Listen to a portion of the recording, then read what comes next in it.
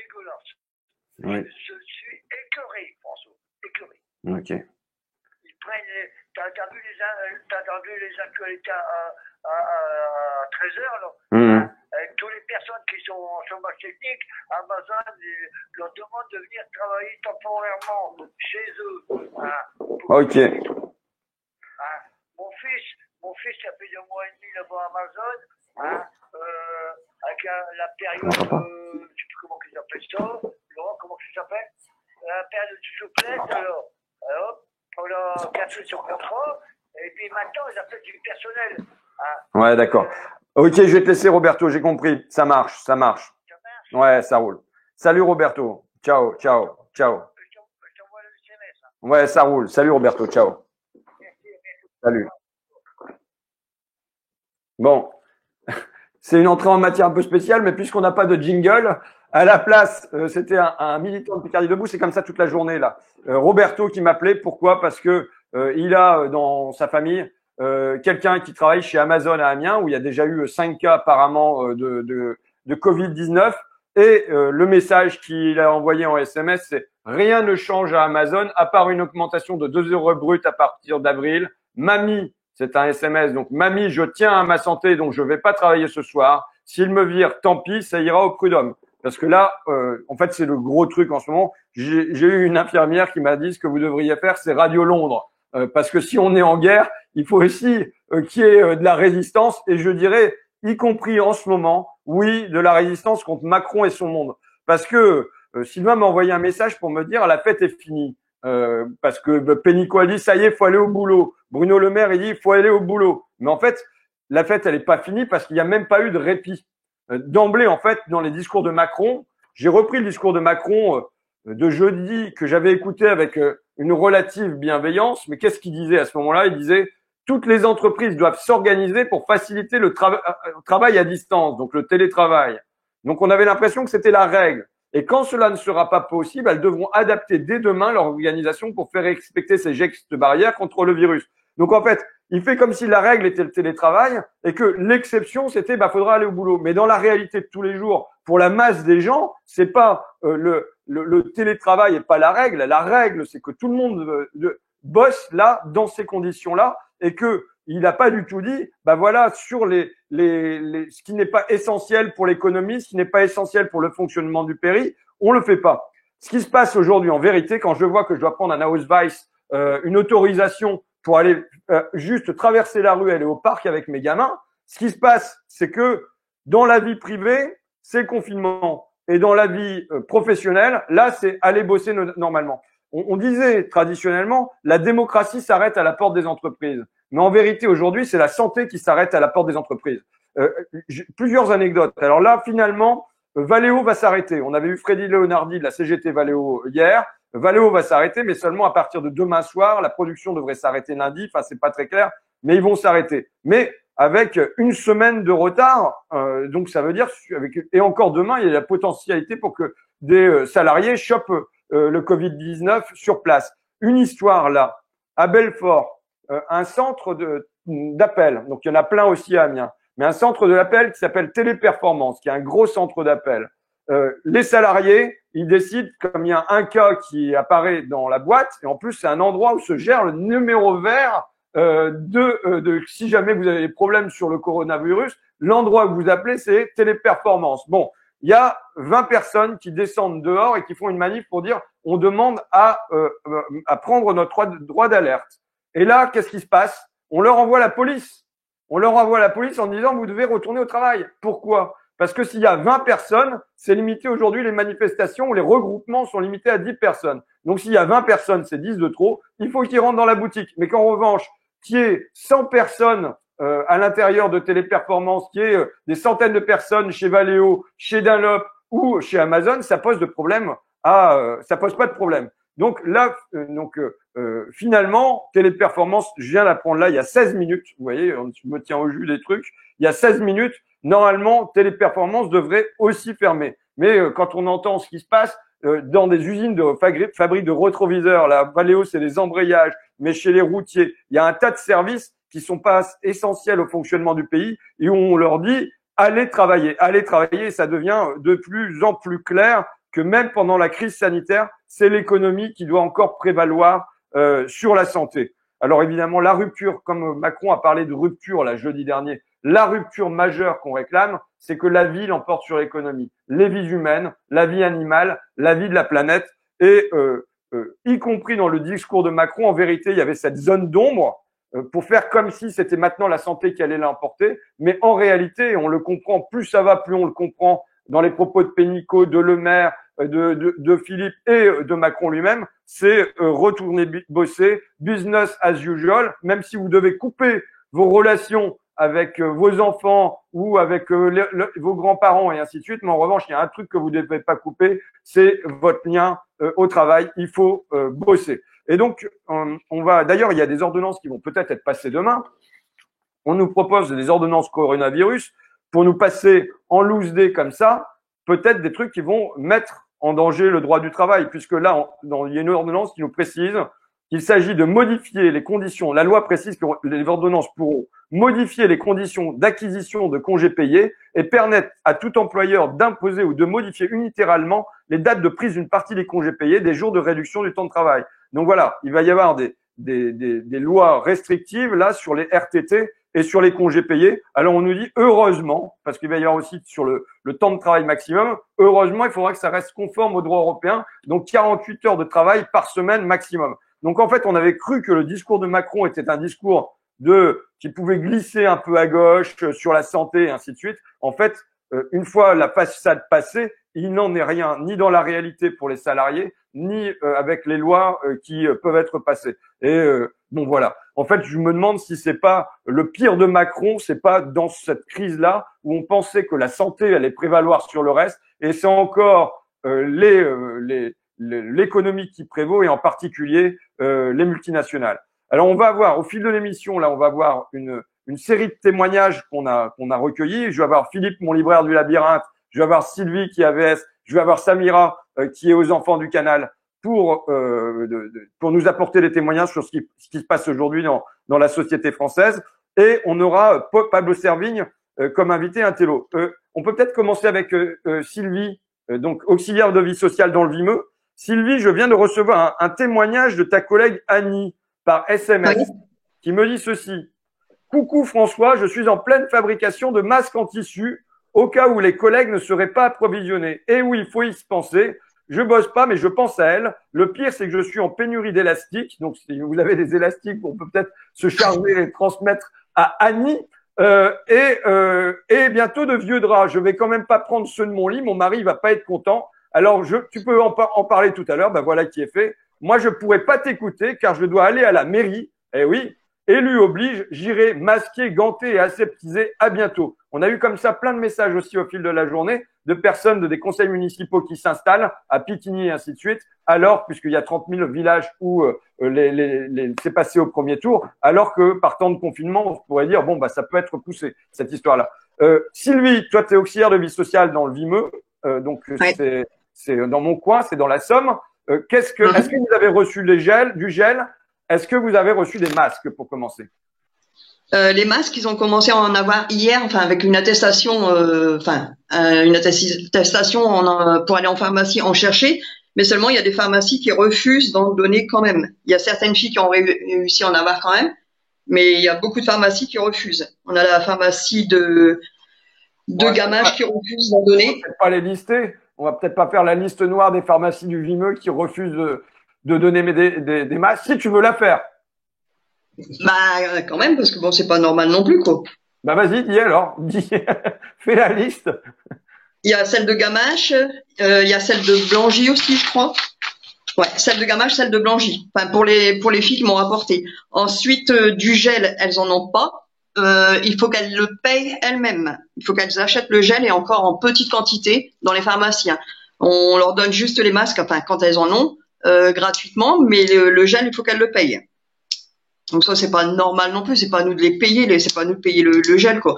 Nous, notre association, on a fait que d'en demander les masques, on t'a fait intervenir, bien sûr, et là, soi-disant qu'ils ont été en chercher aujourd'hui seulement, hein. Il y a certaines filles, il y a beaucoup de filles qui travaillent sans masque, sans protection, sans gel, ils ont plus de gel, ils ont rien du tout, et puis, j'ai l'impression que tout le monde s'en fout.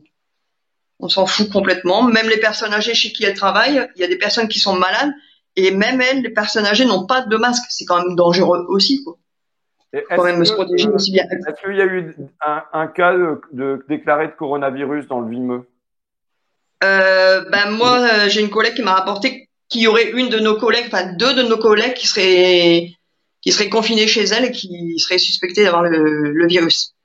Parce que le Mais risque, ça, on en parle pas. il y a un risque pour les auxiliaires de vie sociale de l'attraper, Ouais. mais il y a un autre risque aussi, c'est que l'ayant, comme vous continuez de passer de porte en porte chez les personnes qui sont fragiles, puisque c'est souvent des personnes âgées, c'est que vous le colportez Ouais, de porte en porte, quoi. exactement. Et là, en plus, les filles sont à bout, elles en peuvent plus, elles sont en remplacement parce qu'il y a beaucoup d'arrêts maladie. Donc, elles sont obligées, en plus de leur travail qu'elles ont à faire d'habitude, elles ont encore des remplacements et on leur fait comprendre que si elles n'y vont pas, enfin, on leur fait comprendre que ce serait de leur faute si, oh, quoi, il y a aussi le ras-le-bol de tout ça aussi. Et il faut dire aussi, les filles qui travaillent, bon, nous c'est en prestataire, mais les filles qui travaillent en mandataire, c'est encore pire parce qu'elles n'ont pas de masque du tout. C'est pas l'association, comme elles sont en mandataire, c'est pas l'association qui leur procure les masques. Elles sont quasiment auto-employeurs, c'est quasiment à Voilà. elles de se payer des masques et, Voilà. et de se faire avoir, je sais pas, une prescription médicale ou quelque chose comme ça pour finir par obtenir un masque, quoi. Voilà. Ça, c'est pas normal non plus. Est-ce Ou que alors vous c'est avez eu des l'employeur. contacts? Est-ce que votre association a eu des contacts avec l'Agence régionale de santé ou quelque chose comme ça? Je sais pas parce que nous, elles nous répondent pratiquement plus au téléphone. Donc, elles reçoivent vraiment les urgences. Même les filles, quand elles vont chercher des gants à l'association, elles les reçoivent dehors. Elles les font même plus rentrer dans le bureau, elles les reçoivent dehors et puis on leur fait comprendre qu'il faut juste ramasser leurs gants et puis s'en aller comme ça, quoi. Elles sont considérées comme des pestiférés. Elles ont peur d'attraper le virus aussi au bureau, donc il faut arrêter aussi, quoi. C'est-à-dire que C'est, les personnes du bureau, elles sont confinées, elles ont peur d'attraper le virus et donc elles reçoivent les ABS en extérieur. voilà. Et il y a même dans le bureau, il y a à Gamache, la fille du bureau les reçoit, enfin elle les reçoit même pas. Elle a un masque par contre. Elles ont l'impression, les filles ont l'impression que elles sont pestiférées, c'est des pestiférés, quoi. C'est. Ok. Non, parce que le risque, c'est que ça soit les oubliés d'habitude, les intérimaires, mais aussi par exemple les auxiliaires de vie sociale, les vacataires et ainsi de suite, qui soient aussi les oubliés dans cette crise sanitaire. Comme d'habitude. Encore pire maintenant même. C'est pas une industrie et en plus il paraît que tout le monde se connecte en même temps, donc c'est le bazar et donc c'est possible que ce soit pas la dernière fois que ça bug. Alors pendant que j'étais en train de parler complètement dans le vide, il y a avec Sylvie en disant qu'on espérait que les oubliés des temps ordinaires seraient pas les oubliés de la crise sanitaire, même si ça en prend largement le chemin. Je saluais mon équipe parce qu'elle a mis ça sur pied, mais je saluais aussi parce que on a eu en une matinée plus de 300 témoignages qui nous sont parvenus et à peu près tous de la même nature, c'est-à-dire à peu près tous sur le monde du travail comme oublié. Alors on a eu par exemple Sylvie qui est salariée de la grande distribution chez Monoprix qui nous dit que voilà, c'est la guerre certes, mais il y a une liste de sacrifiés de la nation dont elle fait partie. Elle comprend très bien qu'elle est désormais d'utilité publique. Mais elle dit voilà, normalement il devait y avoir du gel pour tout le monde. On n'a absolument pas de gel chez nous. Les chariots sont pas lavés. On nous disait qu'il devait y avoir que 10 personnes par 10 personnes à l'intérieur du magasin. Or, c'est pas vrai, ça tient pas. Et elle dit alors voilà la situation du personnel des magasins alimentaires. Salaire précaire, temps partiel imposé, horaire décalé, vie de famille sacrifiée avec le travail du dimanche. Et donc là, de même pendant la crise sanitaire, on a une factrice qui nous apporte un témoignage. Et il y a un point qui m'intéresse particulièrement, donc une factrice en Ariège. Elle a peut-être mis son nom Anna. Et elle dit voilà, notre supérieur, lui, il est confiné depuis la veille, parce qu'en fait c'est souvent ça, de ce qu'on nous raconte, c'est les cadres ils peuvent travailler faire du télétravail, par contre les ouvriers, les employés et puis tout ça, eux, il faut qu'ils continuent à aller au boulot normalement. Et elle dit là, donc elle dit les usagers, les personnes, ils continuent à nous parler normalement comme s'il n'y avait pas de règles de confinement et tout ça. On passe de boîte en boîte. Mais surtout, elle me dit aujourd'hui, je suis de repos et je suis effaré de constater que mon collègue m'a livré la pub. La pub, sérieusement, pourquoi? En effet, par temps de crise sanitaire, on pourrait bien se passer de livrer la pub et à vrai dire, ça serait l'une des ruptures qu'on pourrait proposer à Macron, mais en fait, on n'a rien à lui proposer parce que c'est nous qui devons l'imposer, on doit le faire nous-mêmes. C'est maintenant, c'est fini la pub dans les boîtes aux lettres. Enfin, on a une secrétaire médicale, donc qui est bien placée pour être très proche de la santé, qui nous dit ceci. Donc Sonia, quand j'ai appelé le numéro vert, donc le numéro de téléperformance dont on parlait tout à l'heure, la semaine dernière pour savoir si je peux continuer à travailler alors que je suis diabétique insulinodépendante, ils m'ont répondu oui, oui, vous pouvez sans problème. Et pour ma collègue qui est asthmatique en obésité morbide, oui, oui, sans problème. Et alors les deux sont allés voir des spécialistes, une diabétologue et puis un médecin, une pneumologue, qui lui ont dit non, non, pas question de continuer à travailler. Donc elle dit le numéro vert pour ma part n'a pas été fiable, méfiez-vous. Et pour ma collègue, pareil, depuis lundi, elle est en arrêt. On en voilà comme ça toute une série de témoignages qui ont trait toujours au monde du travail. Et je salue l'arrivée dans notre équipe là de l'an 01 de Anne-Sophie Jacques, qui déjà travaille pour Fakir et qui pour Fakir reçoit le courrier des lecteurs et appelle les gens et les aide à mettre leur courrier en forme pour que ça passe en Fakir. Et là, elle va faire la même chose. Alors peut-être pas avec les 300 par jour qui nous parviennent, mais elle va faire la même chose en nous aidant à organiser tout ce flux de témoignages qui nous arrivent. On a au bout du fil Samira. Samira El Alaoui, des enfants du canal. Est-ce que vous m'entendez, Samira? Bon. Je suis là. Ok, vous êtes là. Donc les enfants du canal, c'est l'association qui s'est créée après les enfants de Don Quichotte. Est-ce que vous pouvez nous le dire, donc qui s'occupe notamment des sans domicile fixe à Paris, je pense essentiellement. Est-ce que vous pouvez nous dire quelle est la situation pour les sans domicile fixe aujourd'hui? Est-ce que oubliés des temps normaux, ils le sont oubliés également de la crise sanitaire? Je pense que c'est un secteur qui est en première ligne de la même manière. Alors évidemment, on va pas comparer, mais que les soignants aujourd'hui est à peu près dans le même désarroi. C'est-à-dire que nous, on a des équipes aujourd'hui et j'ai une grosse pensée pour eux parce que moi, je suis en confinement, mais pour la majorité d'entre eux, ils sont encore à essayer de bricoler dans les centres d'hébergement et en maraude, sans masque, sans gel, sans gants et avec une surexposition au risque qui, on sait, quand on est face à des populations très très vulnérables, très fragilisées par toutes sortes de pathologies qu'engendre le parcours de vie à la rue. Aujourd'hui, les équipes sont surexposées et on manque évidemment d'interlocuteurs, de moyens et de réponses à apporter aux personnes en situation de très très grande précarité. Nous, on a, je dirais, 3 types d'interventions aujourd'hui qui sont évidemment en maraude, à la rue, pour aller vers les personnes qui sont vraiment en situation de rue, et encore une fois sans dispositif particulier puisqu'on n'a pas de personnel médical avec nous.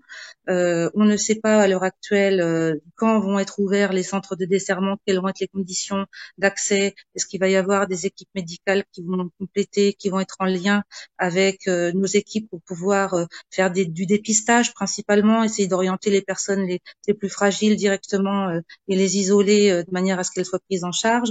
Dans les centres d'hébergement, c'est exactement la même chose parce qu'aujourd'hui, on a des centres qui sont des petits collectifs avec des sanitaires collectifs. On n'a pas la possibilité d'isoler les personnes si elles présentent des symptômes. Donc, c'est compliqué, c'est hyper anxiogène pour les équipes qui sont confinées également avec les populations dans les centres d'hébergement qui font ce qu'elles peuvent. On a nos agents d'accueil, nos agents logistiques qui sont surmobilisés, qui vont pas tenir le coup très longtemps si on n'a pas des réponses à leur apporter en termes de temps de travail, en termes de protection.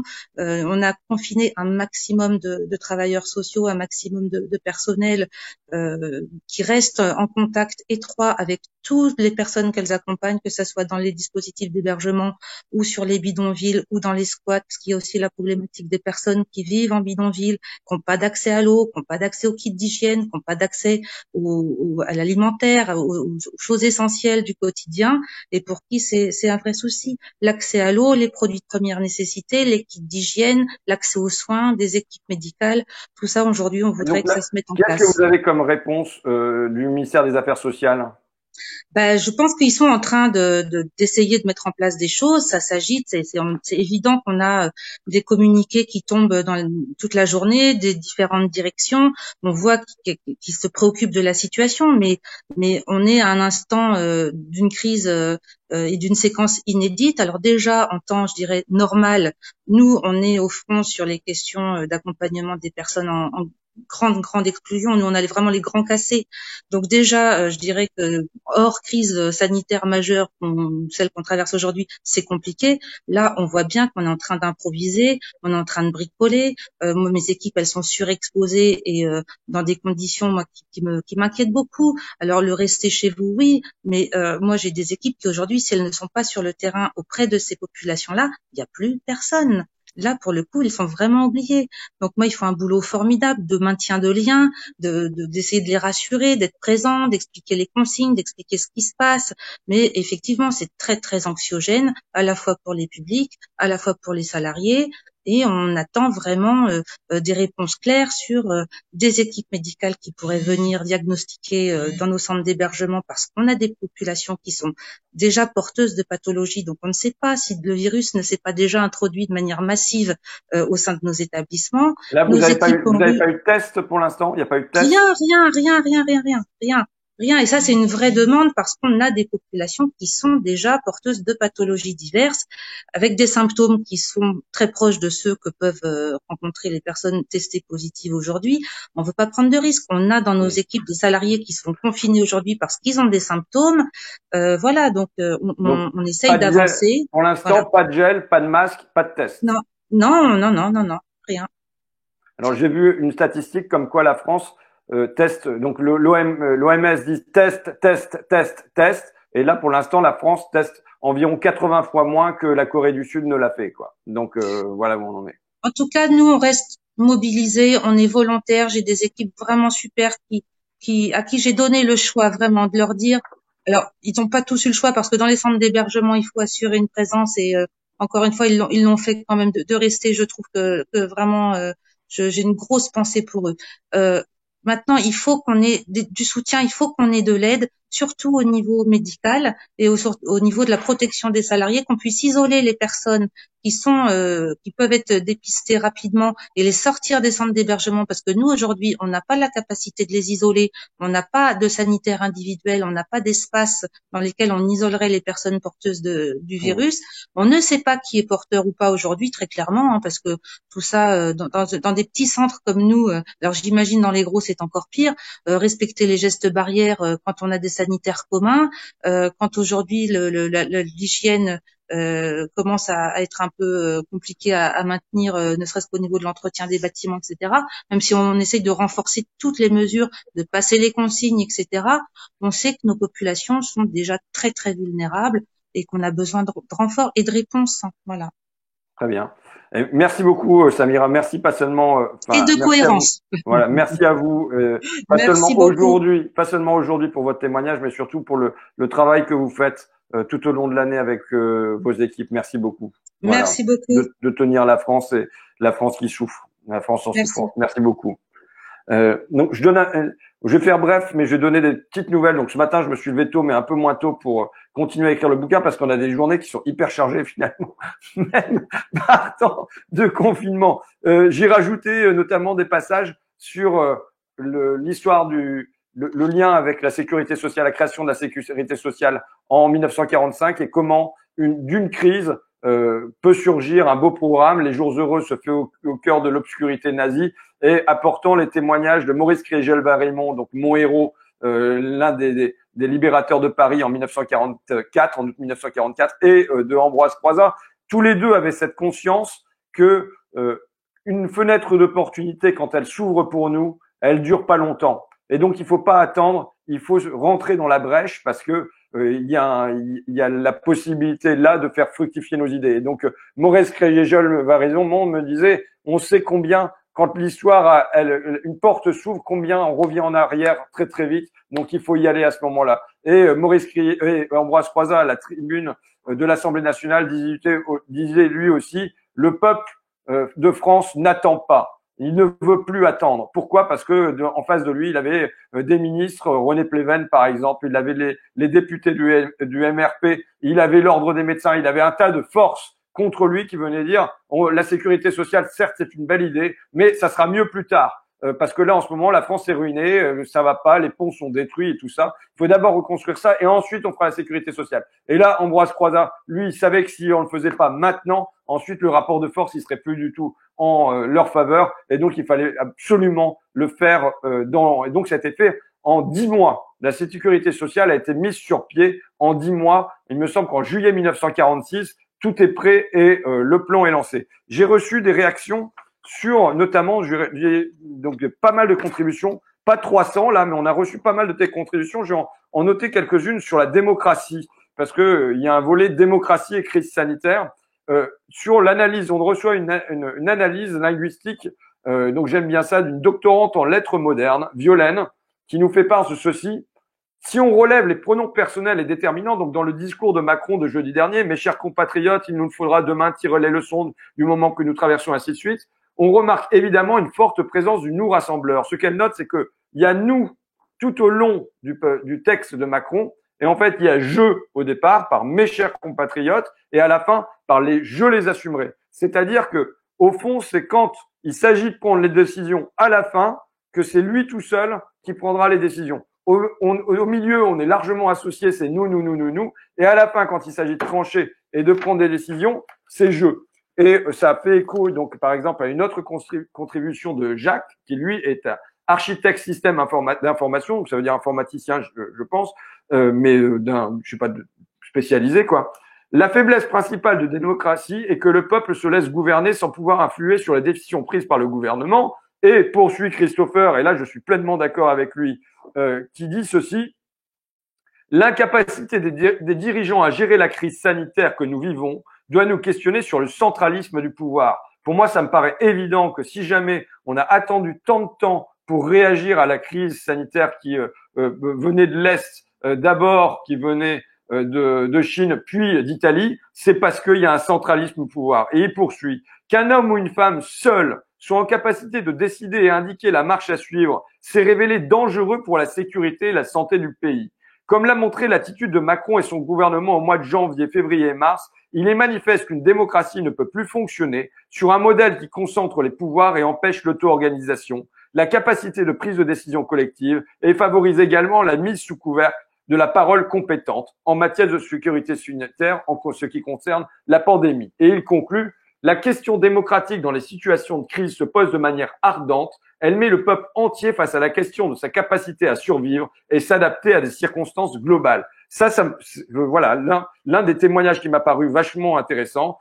Et ensuite, on a Titouan, qui est étudiant en philosophie, qui, quand il note la phrase de Macron sur les faiblesses de nos démocraties, se pose la question, et il y a à première vue une ambiguïté. S'agit-il de s'interroger pour renforcer nos démocraties ou au contraire pour les suspendre? Et c'est vrai que quand Macron dit les faiblesses d'une démocratie par rapport à ce qu'il disait la faiblesse de notre vie démocratique, c'est quasiment comme si ça sous-entendait que là, il y a trop de démocratie dans une situation de crise comme celle-là. Alors que l'autre réponse qui est apportée, c'est il n'y a pas assez de démocratie, et c'est justement pour ça qu'on est allé au bord de la crise. On verra tout à l'heure avec Pablo Servigne quelle est la réponse: trop de démocratie ou pas assez de démocratie, auto-organisation ou pas auto-organisation. Qu'est-ce qu'il a à dire là-dessus? Mais on a Philippe, on a commencé par un témoignage d'un salarié d'Amazon à Bove, Amiens, qui dit: maintenant je veux plus aller au travail. Et Philippe, c'est mon libraire, donc j'espère qu'il aura à vendre bientôt le bouquin Rupture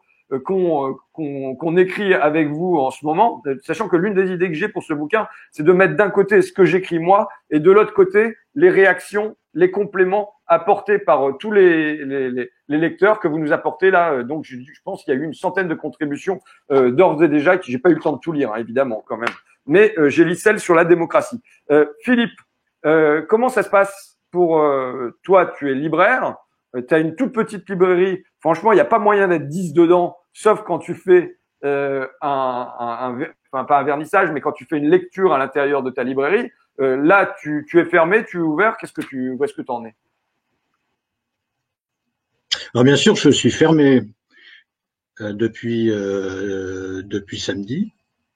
Et donc, d'abord, je voudrais dire merci vraiment à tes invités, parce que tu vois, c'est des gens comme ça que j'aurais voulu entendre ce matin à France Inter, et malheureusement, j'ai entendu l'hypocrisie, le cynisme du ministre de l'économie, Le Maire, qui proposait de réfléchir à la réouverture des librairies avec cette idée très généreuse et très que le livre est une denrée vitale. Alors, c'est sûr qu'en temps normal, le livre est une denrée essentielle, un produit essentiel, une marchandise, parce que de toute façon, ce sont des marchandises dans leur bouche. Mais si c'était vraiment vital, on ouvrirait les bibliothèques. Et alors, ce qui est absolument hypocrite, c'est que Bruno Le Maire a parlé d'Amazon parce que ça fait 3 jours que l'on demande à la fermeture immédiate d'Amazon. Et il a répondu à cette demande comme quoi c'était effectivement dans les circonstances une concurrence déloyale. Il a dit bon, on va étudier la réouverture des librairies. Donc un danger, parce que là il faut savoir que Amazon c'est un des lieux qui propage certainement le plus le virus en ce moment, avec les concentrations d'ouvriers, d'employés à l'état d'esclavage qui n'ont aucune protection. D'ailleurs, je leur demande si le gouvernement n'a pas le courage de demander d'exiger la fermeture des centres d'Amazon. Vraiment, j'espère que les employés vont se mettre en grève. Et s'il y a le chantage de ne pas être payé, du chômage à la clé, lorsque tout ça sera fini, on aura toutes nos forces pour aller dehors et puis régler les comptes. Donc vraiment, je trouve ça absolument dégueulasse. Comme d'habitude, c'est toujours la guerre. Il parle de guerre, le président, mais c'est toujours la guerre aux pauvres, et c'est toujours la guerre aux chaumières et la paix au château. On demandait guerre au hameau, paix au château, je crois la formule, c'est ça? Oui, non, je crois que c'était, ouais, enfin bon, bref. Et on est toujours dans cette perspective-là, quoi. C'est incroyable. C'est-à-dire que là, y compris en temps de crise sanitaire, les décisions qui sont prises, ce sont des décisions qui continuent à favoriser les multinationales et les gros sites de production, que ça soit de distribution comme chez Amazon, les grandes plateformes logistiques ou les grandes usines, tandis que au fond, les petits commerces même les bars à la limite. Non mais voilà. C'est-à-dire côté ouvrier et côté artisan commerçant, c'est les deux sanctionnés de cette politique, quoi.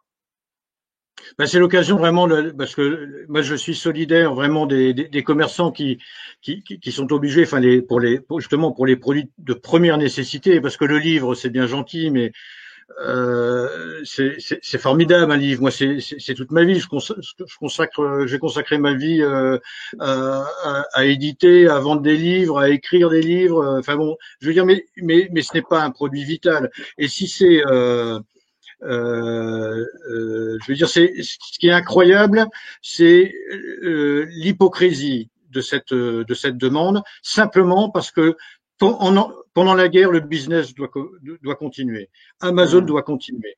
Et plutôt que de fermer Amazon, on fait croire que d'un seul coup, le livre est devenu d'une utilité publique. Alors, ça reste le gouvernement des GAFA, quoi. Voilà, ça reste, et là ça prédit un petit peu de ce que soi-disant les changements qu'ils vont faire soi-disant après cette crise. Déjà, on a déjà là un avant-goût de cette hypocrisie. Donc vraiment, je pense qu'il faut exiger la fermeture de ces centres de vente par Moi, je suis pour exiger la fermeture d'Amazon, mais aussi la fermeture de Dunlop, la fermeture de Valeo, enfin, bien sûr. Et on n'a pas, qui ne remettent pas des besoins essentiels à la nation. On va pas se faire contrôler pour des pneus lisses pendant cette période. Bien sûr qu'il faut fermer toutes ces entreprises qui sont pas d'une première nécessité. Mais une fois de plus, le riche demande le sacrifice du pauvre. Est-ce que tu as un bouquin à conseiller qu'on n'ira pas chercher chez toi, du coup?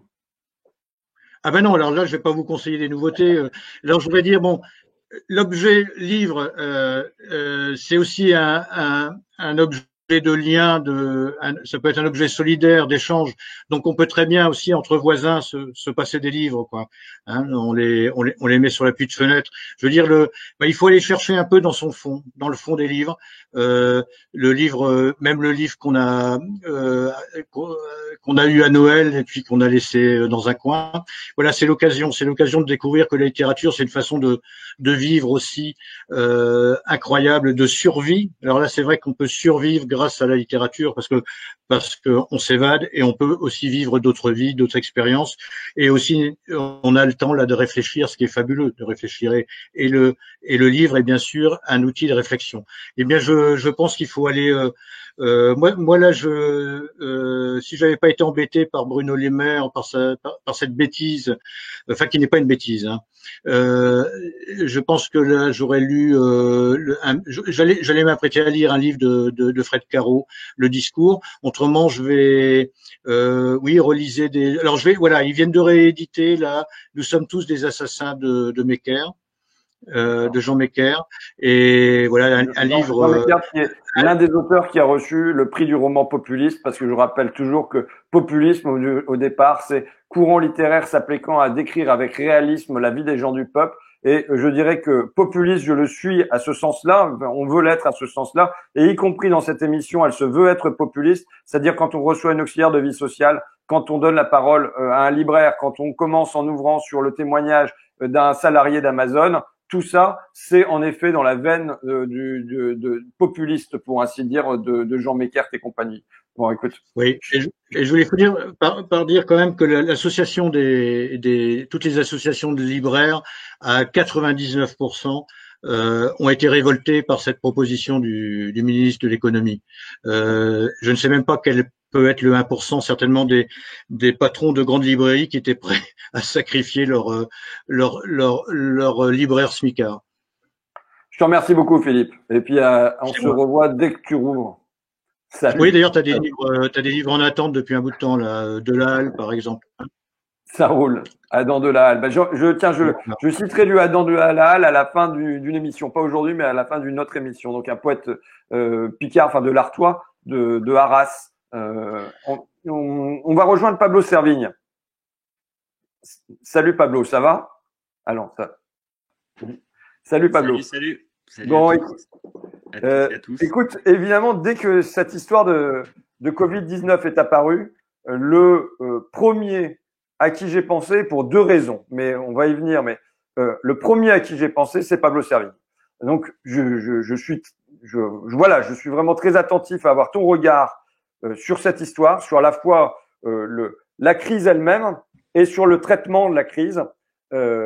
Est-ce que pour toi, pour te lancer, mais tu racontes un peu ce que tu veux, mais pour te lancer, est-ce que c'est un échauffement avant le réchauffement? Est-ce que c'est un prémisse de l'effondrement? Enfin voilà, comment tu le regardes? Comme une première secousse? C'est pas une première secousse. C'est une secousse parmi d'autres. Il y en a déjà eu plein. Depuis 5 ans, depuis la publication du bouquin en 2015, Comment tout peut s'effondrer. On a eu tellement de choses, de sécheresse, de canicule, de nouvelles du climat, de la biodiversité affreuse. Il y a eu les attentats, il y a eu Trump, il y a eu le Brexit, il y a eu plein de chocs à répétition. Là, c'est vrai que c'est un choc mondial, global, rapide, systémique. C'est vraiment, ça fait mal. Après, c'est ce qu'on disait, c'est que toute notre société, elle est hyper vulnérable parce qu'elle est globalisée, elle est en flux tendu avec des chaînes d'approvisionnement longues, rapides, sans stock, etc.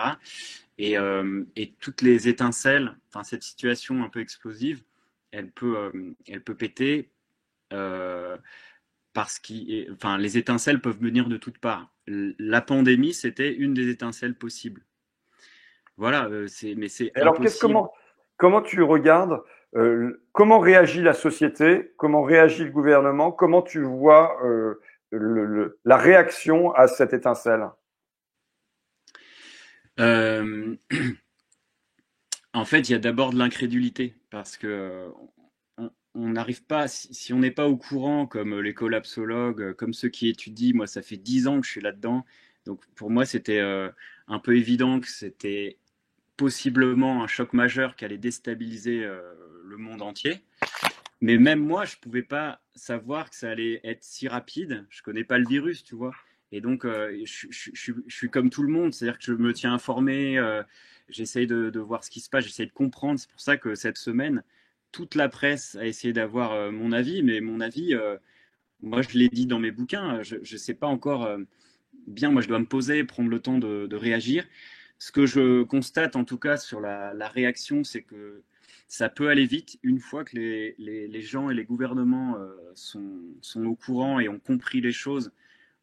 Ça peut aller vite, ça peut. Alors, Macron utilise l'expression effort de guerre, mais c'est un peu ça. Quand pendant la Deuxième Guerre mondiale, on a pu faire des choses vite et à grande échelle.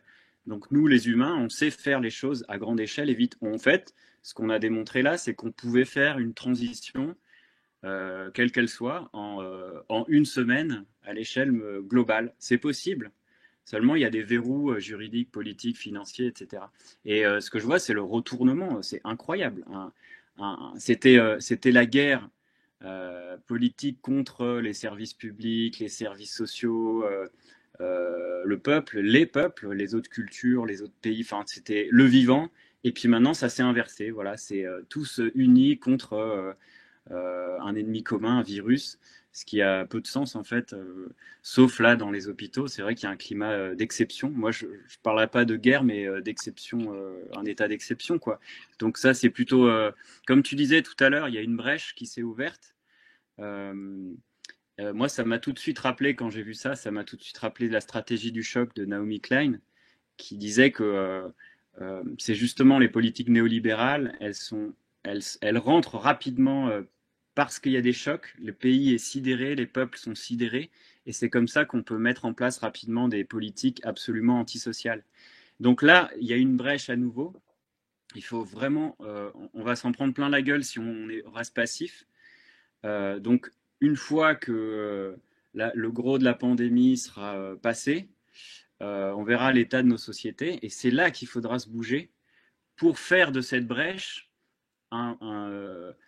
quelque chose de constructif, c'est-à-dire inverser la stratégie du choc et ne plus subir des politiques antisociales, compétitives, de contrôle, de pouvoir, etc., mais amener une société réellement d'entraide et d'auto-organisation.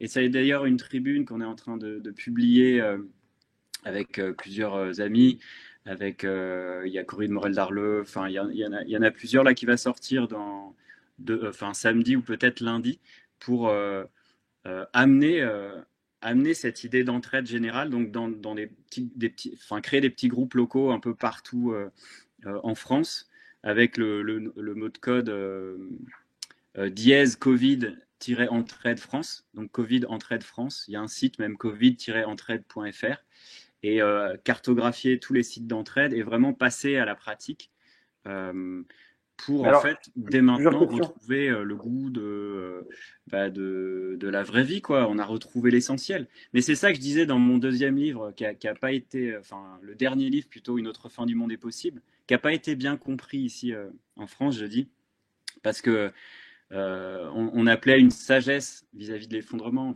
Voilà, la collapsosophie, l'idée de la mort prochaine, l'idée de notre vulnérabilité amène une certaine sagesse, c'est-à-dire qu'on va maintenant directement à l'essentiel. Tu vois, et c'est ce qui se passe maintenant.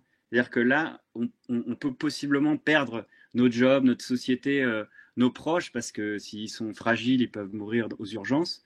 Et donc là, on se rend compte de l'essentiel. Et on passe notre temps là avec nos enfants, on fait l'école à la maison.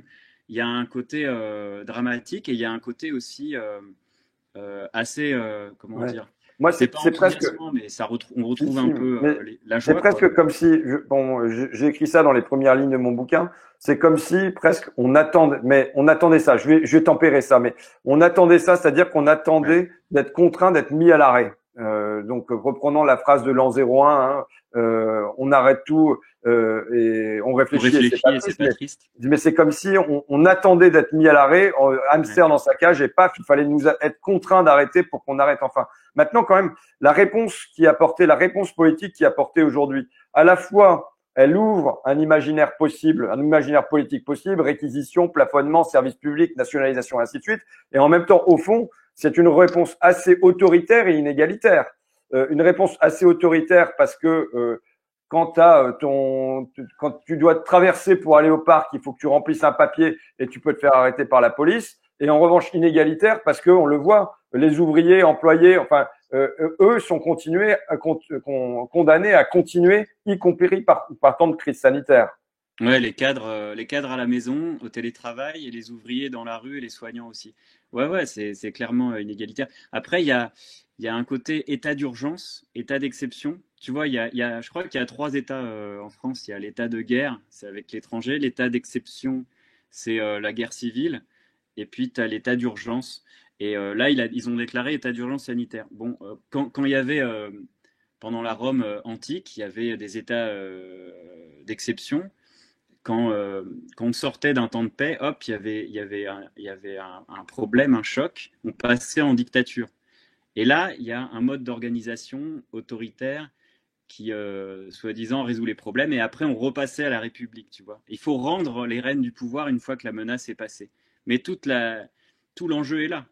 En fait, là, il y a vraiment... C'est compliqué, l'entraide, parce que même si vous avez lu le livre... je te vous vois pas, hein, mais c'est pour le public. Oui. Il y a l'entraide est spontanée chez nous. Dès qu'il y a un problème, une catastrophe, ça arrive spontanément. Et le problème, c'est que il faut la faire durer cette entraide. Et là, on donnait tous les leviers, toutes les techniques, tous les trucs pour que ça perdure. Et on peut devenir très compétent en entraide. Et le problème, c'est qu'ici, il y a une pandémie. Et une pandémie, c'est vachement compliqué de l'entraide au quotidien, comme on l'a entendu tout à l'heure avec tes invités. C'est que enfin, la pandémie, c'est quand même une menace antisociale et qui va à l'encontre de notre tendance prosociale extrêmement forte. Là, tu vois, l'entraide, elle revient, même au niveau du gouvernement. C'est inégalitaire, d'accord, mais c'est beaucoup plus égalitaire que tout ce qui nous faisait jusqu'avant. Tout ce qui nous faisait passer. Tu vois, on dit maintenant, ça va être la guerre de tous contre tous. Parce qu'on a un imaginaire post-apocalyptique, survivaliste et tout. Mais la guerre de tous contre tous, c'était avant. C'était ce qui nous met dans la tête, c'était l'idéologie néolibérale qu'on nous impose depuis 50, 60 ans. C'était ça. Et maintenant, il y a une brèche. Donc, il y a possibilité, que l'entraide réémerge spontanément, et elle est en train de le faire. 2, qu'on se bouge le cul pour que ça devienne pérenne, c'est-à-dire qu'il faut réétablir des normes sociales, faire pression dans les rues, partout, au niveau des parlements, partout, et réinstitutionnaliser l'entraide qu'on aura redécouvert pendant cette brèche.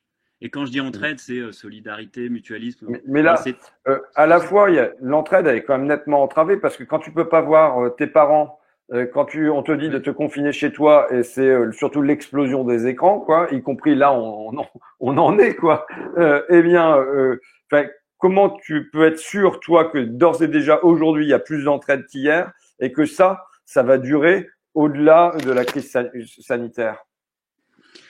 Bah moi, je fais référence à tous les travaux scientifiques là, des psychologues, des sociologues, des catastrophes qui montraient que quand il y a une catastrophe ponctuelle, c'est ça la clé, il y a des actes d'entraide extraordinaires. Tu vois, les actes terroristes, des accidents d'avion, des incendies, des tremblements de terre et tout. Après, l'enjeu, c'est de le faire durer. C'est ça qui est compliqué.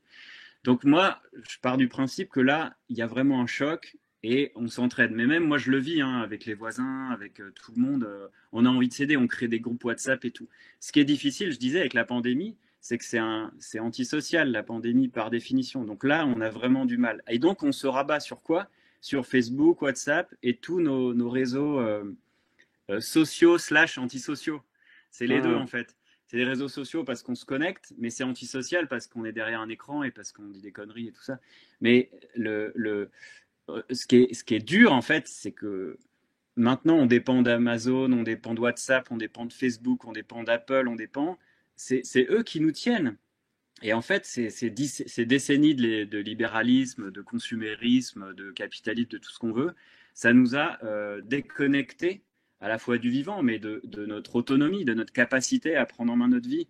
Et quand les conditions se détériorent rapidement, ben, on se rend compte qu'on est complètement dépendant de ces systèmes-là. Pour le basique, tu vois, on est comme des pantins et rattachés à des fils à ces grosses machines.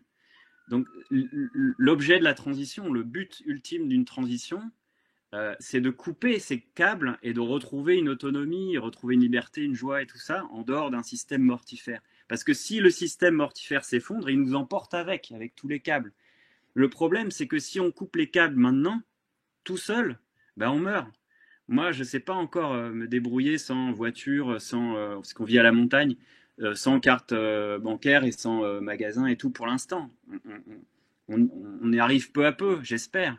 Mais c'est pour ça que c'est le collectif qui est primordial d'abord pour retrouver une manière de vivre, enfin une capacité de produire. Et une fois que entre voisins, avec des groupements d'achat, machin et tout, on arrive à retrouver un peu de, c'est même pas de la survie, c'est de la capacité de vivre en dehors des systèmes mortifères, alors on peut ensemble couper ces liens.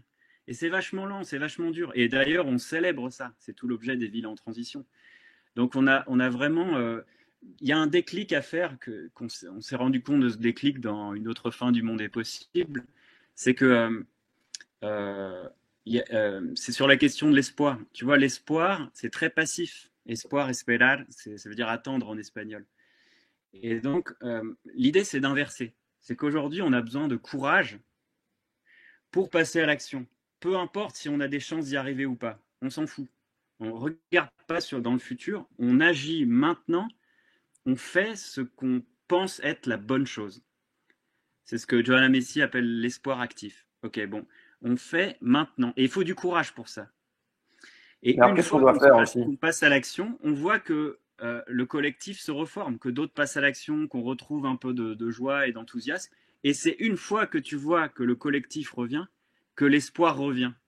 C'est à l'envers. L'espoir, il ne faut pas l'attendre, il faut le créer. Donc tu fais un truc, même si tu sais que ça ne va pas marcher, mais du coup, ça crée un groupe qui se trouve une fin a posteriori quelque part.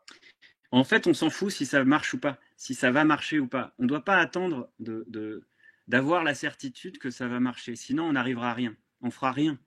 En fait, il faut faire les choses maintenant et on navigue dans le brouillard. Tu vois, on ne sait pas si la pandémie, elle va être grave, très grave ou cataclysmique ou peut-être pas trop grave. On ne sait pas si, en tout cas, des pandémies, ça ne sera pas la dernière. Il y en aura d'autres. C'est ça qui est important. C'est que des chocs, déjà, il n'y a pas que des pandémies. Et des pandémies, il y en aura beaucoup encore. Et il peut y avoir d'autres chocs climatiques. Tu vois, une énorme sécheresse. Imagine cet été, on a 4 mois de sécheresse, de canicule. Imagine, il y a des pollutions énormes, des accidents Céveso, industriels. Enfin, il y a tellement de chocs possibles. Tout au long du siècle. Tu vois. Donc, à un moment, il faut s'habituer, il faut y aller. Et profiter de toutes ces brèches pour faire passer des choses. Là, alors, qu'est-ce qu'on fait passer ? Si tu avais une rupture là, qu'est-ce que tu dirais ? Qu'est-ce que ça serait de ta rupture ? Comment ça, personnel ? Non, collective. Collectivement, si tu disais, bah voilà, il y a une décision qui est à prendre, tu vois. Alors moi, je te dis fin de la publicité, bon, par exemple, ouais, il y en a tellement. Attends, allez, là, on est encore dans la gestion de l'urgence. C'est clair qu'il faut préparer les lois et tout ça. Mais là, il y a je pense, personnellement, je pense qu'on n'est pas du tout au point sur l'approvisionnement alimentaire. Il y a des graves pénuries possibles dans les stocks de magasins, les chaînes de réapprovisionnement. Je pense qu'on devrait aller vers une politique de rationnement. Tu sais que le rationnement, c'est très mal vu en France, mais c'est très bien vu en Grande-Bretagne. Ils ont un souvenir de la guerre très très bon. Ouais, j'ai fait 10 minutes là-dessus hier. J'ai pas vu hier. Et du coup, c'est pas grave, avec Dominique Bourg. Et là, en fait, par exemple, les camionneurs, enfin les routiers, ils n'ont pas de quoi, ils n'ont pas de resto pour s'arrêter. Ils doivent travailler et ils n'ont pas de douche. Enfin, c'est compliqué. Ça va être compliqué de réapprovisionner, surtout que donc les gens toi, la première, en tout cas, tu alertes et tu dirais vers une agriculture locale, qu'on ait des moyens d'approvisionnement locaux pour pas être dépendant des flux et ainsi de suite, pour au moins sur le plan alimentaire. Ouais, et puis il y a l'eau, il y a tellement de choses. En fait, là, on a un exercice grandeur nature d'une catastrophe. Ça, comment dire, la résilience, on a écrit plein de trucs sur la résilience, mais c'est pas une notion théorique, c'est une notion expérimentale, expérientielle. Si on vit pas les choses, on peut pas pratiquer. Il faut pratiquer. Moi, je proposais depuis 10 ans de faire des jeux où, entre quartiers, entre familles, on s'entraîne à la pénurie. Tu vois, par exemple, on se dit, dans notre quartier, on se dit qu'on vit 2 mois sans gaz, ou sans eau, une semaine sans eau, ou 2 mois sans bagnole, etc. Et puis on voit où les premiers lâchent, pourquoi, et on s'entraîne, tu vois. Et là, on a un entraînement grandeur nature de tout le siècle. Le siècle, il va être gavé de chocs, de pénuries, de milieux hostiles, de conflits en tout genre. Donc, pour moi, l'essentiel là, et on le voit, c'est être bien avec ses voisins, avec ses proches, avoir un lieu stable, commencer à développer de l'autonomie, avoir une vie municipale et locale très très forte, très riche, très puissante. Parce que quand les grands flux et les grands, comment dire, les grands flux de communication, d'approvisionnement se coupent, on reste entre voisins, on reste au niveau local et on connaît les élus, on peut agir là. Donc il faut vraiment solidifier et consolider les municipales. Et c'est ça qui est dommage, c'est que la pandémie est venue juste quand il y avait un enjeu municipal. Donc on a vraiment un effort à faire au niveau local. Mais au niveau haut, au niveau démocratie, en fait, les démocraties, là, elles risquent de mourir, là. On est vraiment... si on fait rien, elles vont mourir d'autoritarisme, etc. En fait, nos démocraties de masse, elles vivent parce qu'il y a du pétrole à volonté. Sans pétrole, si on n'a plus d'énergie, on n'aura pas les mêmes démocraties de masse. Donc, de toute façon, il va falloir la réinventer. Il va falloir éviter les autoritarismes qui arrivent parce que l'autoritarisme et les fascismes qu'on voit apparaître en ce moment, c'est un des stades des effondrements. C'est ça qui précipite les effondrements. Donc, on a vraiment un énorme effort à faire social, démocratique, au niveau local et plus si affinité. On a évidemment des choses à faire au niveau global, au niveau national et tout. Et tu fais un super boulot. Mais vraiment, cette crise nous apprend qu'on doit réapprendre complètement notre vie, quoi. Et ça passe par des choses. Et on n'aura pas le temps. Parce que moi, depuis une semaine, j'essaie de lire des articles, lire des bouquins. Mais putain, il faut gérer les gosses, il faut faire la cuisine, il faut refaire le potager. C'est hyper balèze. Moi, je ne fais pas le potager. En fait, le niveau, comment dire, les intellectuels, ils vont devoir bosser et on aura moins de temps pour penser, pour réfléchir. Ouais. Mais là, il faut vraiment qu'on soit bon pour que dans la sortie de crise, on ait. Moi, je te dis, de mon point de vue, il faut qu'on ait 10 mesures que les gens comprennent très bien et qui saisissent. Et si jamais ces ruptures-là ne sont pas faites et qu'il y a un accord général, tu vois, il faut qu'il y ait un large accord entre le groupe qui va sans doute signer votre tribune, des syndicats, des associations, des partis, et qu'il y ait un large accord pour dire voilà les 10 mesures qu'on souhaite. Et il nous faut une rupture sur ces 10 mesures-là. Et parce que il faut pas arriver avec 115 mesures non plus, parce que les gens, ça va être trop flou pour eux. C'est comment on a un socle commun et comment à partir de ce socle commun-là, on arrive à faire passer nos idées et que rapidement on se dit ok, on va pas tout réinventer, mais 10 mesures, 10 points clés, quoi. Donc ouais, tout à fait d'accord. Si tu veux me guider sur plusieurs points clés, j'attends. Enfin voilà, tu vois, si tu dis concrètement, qu'est-ce que je dis, fin de la pub, paf. En gros, l'idée générale, c'est comment l'économie va passer après l'écologie, après la vie, quoi. C'est ça l'idée non, mais globale. Il y en a plein. Bon, là, c'est un peu flou dans ma tête. Je vais pas t'en sortir dit clair là, mais par exemple, je sais pas si tu as interviewé ou tu as connu récemment, tu as rencontré Bernard Friot là. Il a mis en place avec ses collègues, des chercheurs, et chiffré une sécurité sociale alimentaire. Tu vois, où tu peux arriver avec ta carte vitale, bip bip bip, et tu as, le nécessaire. Et c'est chiffré, c'est possible, c'est faisable, et c'est dans les budgets. Enfin, maintenant, je sais pas avec le virus, mais en tout cas, c'est Ouais, on est plus c'est dans les budgets parce que maintenant on n'est plus à ça près. On voit que on venait nous chipoter pour 7 milliards de déficit à l'horizon 2030 sur les retraites. Et là, quand il faut sortir 45 milliards, voire que la Banque Centrale Européenne en sorte 750, il n'y a pas de problème. Donc c'est pas, on va plus nous faire reculer avec les budgets maintenant, au contraire. Non, c'est clair, mais moi je trouve qu'il faut redonner de la puissance aux maires, aux communes, enfin à la petite échelle. Et là, il y a des lois à faire passer. Il faut aller voir SOS Maire, Alexandre Boisson, qui a fait un travail énorme pour proposer justement des mesures de sécurité alimentaire locale. Il faut aller voir aussi l'inventivité politique extraordinaire des Gilets jaunes. En tout cas, ces derniers mois, il y a plein de propositions, il y a plein de choses à faire. Créer des assemblées, partout, il y a une vie démocratique à retrouver. Le problème, c'est qu'on est confiné. Donc, là, ça reviendra cet été, j'imagine. En tout cas, c'est comme si pendant quelques mois, là, on allait tendre un ressort et que une fois que la pandémie redescendra, on va se lâcher, quoi. Il faut aller dans la rue, il faut reprendre tout, possession des moyens de production, des assemblées, refaire une vraie vie. C'est pas bête, c'est de programmer une manif pour le jour de la fin du confinement. Tu vois, le jour de la fin du confinement, on fait un grand truc, on sort tous. Tu vois, ça c'est pas bête, ça. Bonne idée. Tu sais ce qu'on pourrait faire? C'est une grande fête dans la rue pour fêter l'année prochaine ou dans 2 ans notre dernier président. Ah ben ça, c'est notre dernier président. Il va falloir terminer la 5e République, mais merci, ça, c'est pas encore fait. Au revoir. Et après, il n'y aura plus de président. On va construire quelque chose. Donc, on a encore 2 ans pour construire et puis dire au revoir à Macron. Et puis voilà, la France sans président, ça va être magnifique. Et on va fêter partout, dans toutes les villes de France. Au revoir. Tu sais, comme Giscard d'Estaing. Merci, au revoir. Ça roule, Pablo. Je te remercie beaucoup, en tout cas. Merci et puis à la prochaine. On va très vite pour les 10 mesures, alors. Voilà. Et puis oui, on a bien noté Alexandre Boisson et Bernard Friot, donc comme futurs invités probables de l'émission. Merci beaucoup pour tout ton travail, Pablo. Merci à toi, merci à tous. Super sympa d'être venu ce soir. Salut, ciao. Bon alors, on va terminer sur le jeu. Hein tous les jours. Mais le problème, c'est que moi, je vois pas les réponses. On va les avoir, les réponses, comment on va faire? Parce que là, d'habitude, je vois vos messages qui sont envoyés en direct sur le côté. Et là, ce soir, je les vois pas. Et donc, je vais vous proposer un jeu pareil.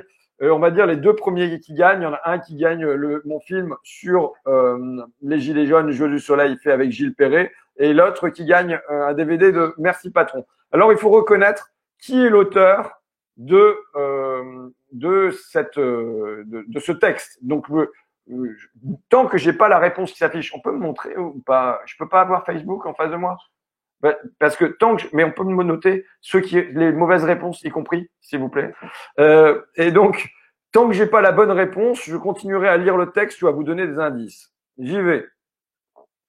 Quand des maladies jusqu'à ce jour inconnues, telles la vache folle, le sida, l'Ebola, la maladie du légionnaire ou les hépatites virales nous tombent soudain sur le poil, nous frémissons d'horreur et de trouille. Mais en même temps, nous nous disons que ce sont des conséquences de la vie moderne, en quelque sorte des rançons du progrès liées, on ne sait pas trop comment, mais on trouvera, suffit de chercher, aux formidables changements survenus dans la vie collective, du fait des bouleversements dus à la technique, à l'abondance, au confort. Alors, est-ce qu'on a des réponses là? On n'a pas encore de réponse. Je vais peut-être donner une idée, c'est que notre site s'appelle l'an 01 et que l'auteur de ce texte est lié à l'an 01. Ce sont en quelque sorte les marques négatives de la grande marche en avant, les preuves que le progrès avance à pas de géant. Simplement, on avance tellement vite qu'on ne pouvait pas prévoir les scories inévitables. D'abord, aller de l'avant, on fera le ménage après. On a des réponses ou pas? Non? Mais quand revient nous défier une des grandes terreurs des siècles passés, un de ces cataclysmes moyenâgeux depuis longtemps oubliés, ou passé à l'état de curiosité horrifiante dans les manuels d'histoire, on s'insurge. Là, c'est pas juste. La fièvre afteuse, tu te rends compte? Pourquoi pas la peste, la lèpre, la goutte, le choléra, la vérole, la tuberculose? Au fait, elle revient la tuberculose, la vérole aussi. Alors, qu'est-ce qu'on a comme mauvaise réponse, j'ai l'impression pour l'instant? On a Bruno Le Maire, c'est pas ça. On a Chirac, c'est pas ça. On a Pierre Rabhi, c'est pas ça. On a Pablo Servigne, c'est pas ça. Le dernier, Claude Allègre? Non, c'est pas ça. Ah, ben dis donc. Alors, c'est l'un de mes auteurs fétiches. Ça, je sais pas s'il y en a que ça va aider, que ça soit l'un de mes auteurs fétiches. Je poursuis.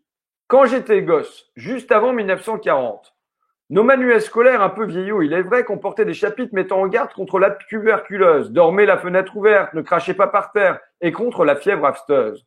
La France y était encore traitée comme un pays essentiellement voué à l'agriculture. Les dictées parlaient du gai laboureur, du forgeron du village, des animaux utiles qu'il faut protéger, tout ça, tout ça, tout ça. Est-ce qu'on a les bonnes réponses? Maxime de Rostelan, c'est pas ça.